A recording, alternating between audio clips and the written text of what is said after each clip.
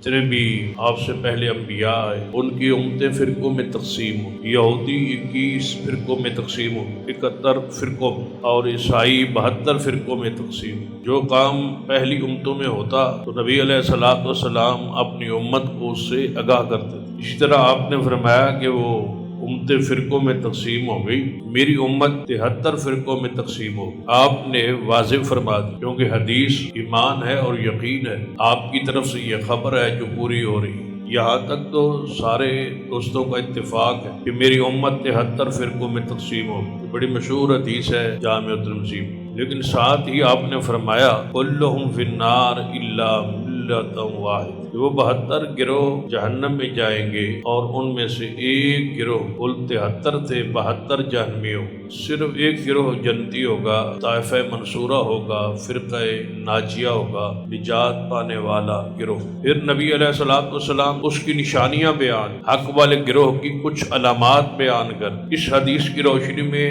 آپ یہ نہیں کہہ سکتے کہ سارے ٹھیک۔ جب نبی علیہ السلام نے بتا دیا کہ ایک ٹھیک ہے، 72 جہنمی ہے، انجام تک بتا دیا۔ جہنمی ہے سے کیا مراد کہ وہ کبھی حق پر نہیں ہو، ان کا انجام اخیر بتا دیا، اور حق والے گروہ کی نشانیاں بتا دی، تاکہ ہر بندے کے لیے سمجھنا، سوچنا اور حق تک پہنچنا آسان ہو۔ جو پہلی نشانی بتائی، فرمایا لا یزال من امتی امت قائمہ، کہ میری امت کا ایک گروہ ہمیشہ حق پر رہے گا، قائمتاً بامر اللہ، وہ اللہ کے امر پر، دین پر کھڑا رہے۔ حق والے گروہ کی پہلی نشانی کہ ایک گروہ ہمیشہ رہے گا، اس میں انقطاع نہیں ہوگی۔ اگر ہم آج حدیث یہ پڑھے تو حق والے گروہ کی پہلی علامت کیا ہوگی کہ وہ رسول اللہ تک رہے۔ اس حق والے گروہ میں کبھی ایسا نہیں ہوگا کہ ایک صدی میں کوئی حق پر ہو ہی نہ، پھر 2 صدیوں بعد کوئی گروہ آ جائے، ایسا نہیں، وہ ہمیشہ رہے گا۔ یہ اس کی پہلی علامت۔ لا تزال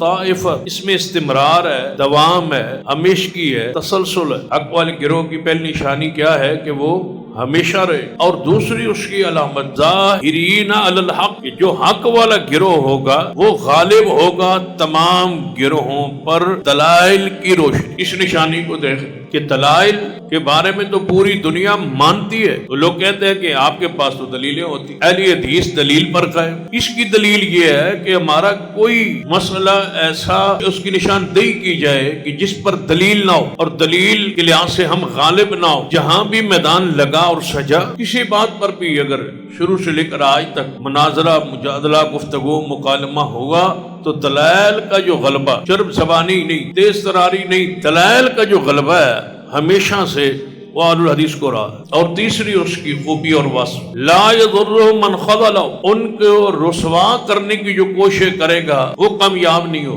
حق والے گروہ کو جو رسوا کرنا چاہے، ذلیل کرنا چاہے، معاشرے میں گندا کرنا چاہے، وہ ان کو نقصان نہیں دے سکتے۔ دیکھ لیں اس سے مراد محدثین اہل بدعت کا، کہ اہل بدعت نے اہل الحدیث، اہل سنہ کو بدنام کرنے کی، برا کہنے کی، رسوا کرنے کی پوری کوشش کی اور ایڈی چوٹی کا زور لگا، لیکن یہ غالب آتا گیا، بڑھتا گیا، بڑھتا جا رہا ہے اور بڑھتا رہے۔ وَلَا مَنْ خَالَفَهُ، اور جو بھی ان کی مخالفت کرے گا، ان کی مخالفت بھی ان کے گروہ کو نقصان نہیں پہنچائے گی۔ دیکھ لیں کہ آج تک نقصان پہنچانے کی کوشش جاری ہے، لیکن اس کی بڑھوتری جو ہے وہ بھی جاری۔ نبی علیہ الصلوۃ والسلام کے بارے میں پوچھا تھا نا سیدنا ابو سفیان رضی اللہ تعالیٰ عنہ سے، ہرقل نے، کہ اس کے ساتھیوں کی تعداد بڑھ رہی ہے یا کم ہو رہی ہے؟ فرمایا بڑھ رہی۔ فرمایا سچے نبی کی یہی علامت۔ فرمایا اس سے مراد کفار ہیں جو اس کی مخالفت کریں گے لیکن نقصان نہیں پہنچا سکتے۔ یہ 4 نشانیاں بیان ہوئی۔ جس گروہ کی تاریخ کھولے اس میں ہمیشگی نہیں ہے، اس کی سند رسول اللہ تک نہیں، لیکن اہل الحدیث کا یہ شرف ہے، وصف ہے، کوئی صدی ایسی نہیں جس صدی میں اہل حدیث کے علماء اور مدارس اور تعلیم و تربیت، دعوت و تبلیغ نہ جاری۔